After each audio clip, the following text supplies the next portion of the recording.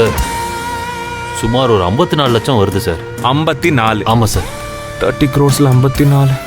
30 crores 54 லட்சம்ன்றது பெரிய amount இல்ல மனோகர். ஆஹா இல்ல சார். அப்படின்னா ஒரு வகையில பார்த்தோம்னா இது அவங்களுக்கு அவங்க லைஃப் டைம் பண்ண வேலைக்கு அவங்களுக்கு கொடுக்கிற போனஸ். அவ்வளவுதானே, தாராளமா நம்ம கொடுக்கலாமே. Daddy what you say? அது சரி.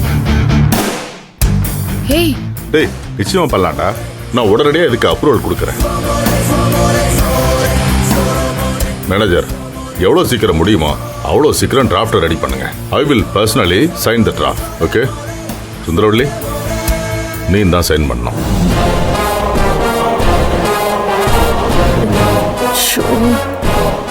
மை டியர் நந்தினி, தாய் குலத்தோட பார்வையில படிக்காத ஒரு தற்குறி நந்தினி.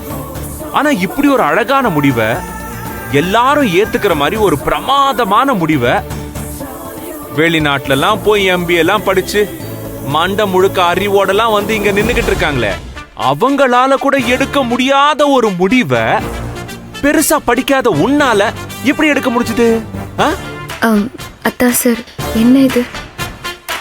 என்ன இல்ல நந்தினி, இப்பதான் தாய்க்குலம் உன்னை தற்குறின்னு சொன்னாங்க, தோட்ட வேலை பாக்குற தோட்டக்காரின்னு சொன்னாங்க.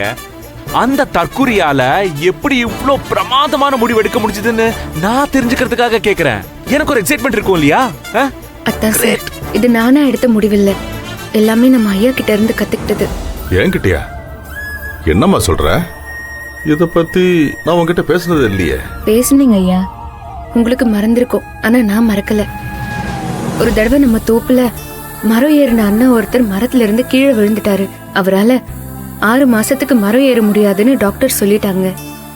அப்போ நீங்க தான் அந்த அண்ணனுக்கு வேலை பார்க்கலனாலும் பரவாயில்ல, 6 மாச சம்பளத்தை கொடுத்துருங்கன்னு சொன்னீங்க.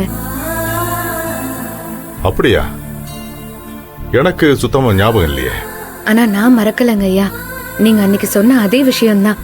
வேலை செய்ய முடியாத தொழிலாளிங்களுக்கு 1 வருஷம் சம்பளத்தை கொடுத்து அனுப்புனா தப்பில்லைன்னு எனக்கு தோணுச்சுங்க ஐயா. அதான் நான் சொன்னேன், இது உண்மையிலேயே நீங்க சொல்லி கொடுத்ததுதான்.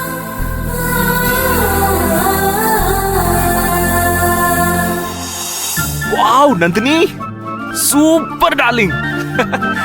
ஆமா, எப்படி எப்படி படிக்காத தற்குறி தோட்டக்காரி, அவளால எந்த ஒரு கரெக்டான முடிவும் எடுக்க முடியாது அப்படித்தானே சொன்னீங்க? இங்க நிக்கிறாளே, ஆக்ஸ்போர்ட் யூனிவர்சிட்டியில படிச்சு பட்டம் வாங்கினவ, இவ எடுத்த முடிவு தான் கரெக்ட் இல்ல? பாருங்க, தொழிலாளிங்க ஒன்னும் மிஷின் கிடையாது. இங்க பாருங்க, அவங்க பிரச்சனைக்கு சொல்யூஷன் எந்த தியரிலையும் கிடையாது, எந்த புக்லயும் கிடையாதுன்னு தெரிஞ்சுக்கோங்க. ஒரு மனுஷனோட பிரச்சனைய சால்வ் பண்ணணும்னா அந்த மனுஷனோட நிலைமையில இருந்துட்டு பார்க்கணும்.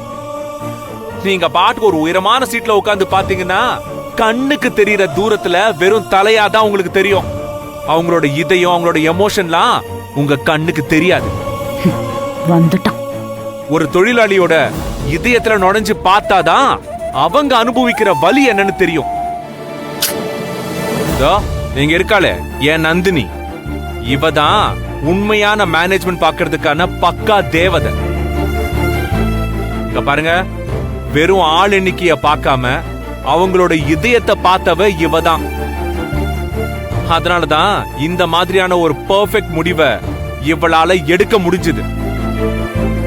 ஆமா, என்னமோ சொன்னீங்களே, ஏதோ தோட்டக்காரி படிக்காத தற்குறி, அந்த ஒரு நந்தினியாலதான் இந்த பிரச்சனையில எந்த ஒரு சிக்கலும் இல்லாம யாருக்கும் பாதிப்பும் இல்லாம சால்வ் பண்ண முடிஞ்சது. புரியுதா? படிச்சிருந்தா மட்டும் பத்தாது தாய்க்குலமே, மண்டன் ஒன்னு இருக்குல்ல, அதுக்குள்ள அறிவுன்னு ஒன்னு இருக்கணும், இதுக்குள்ள இதயம்னு ஒன்னு இருக்கணும்.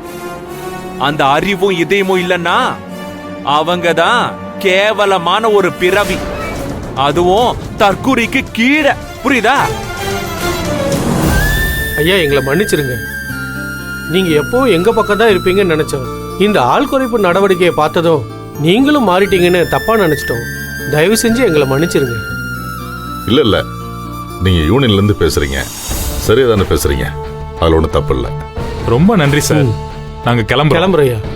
வெளியில போற தொழிலாளிங்களுக்கு செட்டில்மெண்ட் எப்படி தரலாம்னு அப்புறமா ஆபீஸ்ல வச்சு பேசிக்கலாம். ஒரே கட்டமா கூட 1 வருஷ சம்பளத்தை தர வேண்டாம். எங்க தொழிலாளிங்க கம்பெனிக்கு வருவாங்க, வர புது ஆளுங்களுக்கு ட்ரைனிங் கொடுப்பாங்க. வழக்கம் போல அவங்களுக்கு மாசம் மாசம் கொடுத்தா போதும் சார். ம், ரொம்ப நல்லது. நானும் சூர்யா கிட்ட பேசிட்டு முடிவு பண்ணிட்டு சொல்றேன். இருந்து சாப்பிட்டு போங்களேன். நீங்க கேட்டதே போதும் சார். நாங்க கிளம்புறோம். வரோம் சார். வரேங்க ஐயா. வரோம் மேடம். வரேன் சார். வரேன் தம்பி. வரேன் தம்பி. வரேங்க மேடம். ஐயா வரேன். சரி, ரொம்ப ரொம்ப நன்றி தம்பி. போயிட்டு வாங்க. வாங்க சரிண்ணா, போயிட்டு போலாம். பார்த்து போங்க. வாங்க. எப்படியோ பார்க்க நமக்கு நியாயம் கிடைச்சிருச்சு. அது போதும். வாவ், சூப்பர் நந்தினி, ஏ ஜன்னா குட்டி. ஹலோ गाइस, இந்த மீட்டிங் ஓவர். ஓகேவா? இப்போ செட்டில்மெண்ட் எப்படி தர்றதுன்னு எங்க டாடி யூனியன் மெம்பர்ஸ் கிட்ட பேசி கன்சல்ட் பண்ணிட்டு ஒரு முடிவு எடுப்பாரு. தாய்க்குலமே, நீங்க எடுத்தீங்களே ஒரு முடிவு, 50 பேரையும் ஒரே வாட்டி வேலையை விட்டு அனுப்பணும்னு, அது இன்னும் வேகமா நிறைவேறிடுச்சு. போதுமா உங்களுக்கு? என்னடா நக்கலா? ஐயோ, இல்ல இல்ல இல்ல இல்ல, கிண்டல். ஏய், போங்க, உங்களோட புது சிஇஓ ரூமுக்கு கூட்டு போய் யாருக்கும் தெரியாம ஒப்பாரி வச்சு அழுங்க. போடா நீயும். கமான் சிஇஓ, கிளம்பு கிளம்பு கிளம்பு. மீட்டிங்ல நல்லபடியா முடிஞ்சிருச்சு, கிளம்பு. இவ்வளவு பக்காவா பிளான் போட்டு வச்சிருந்தேன். ஒரே செகண்ட்ல இவ வந்து பிளாஸ்ட் பண்ணி விட்டுட்டாளே. ச்சீ. ஐயோ நந்தினி, செல்ல குட்டி. கல்யாணம், இங்க வா. வரையா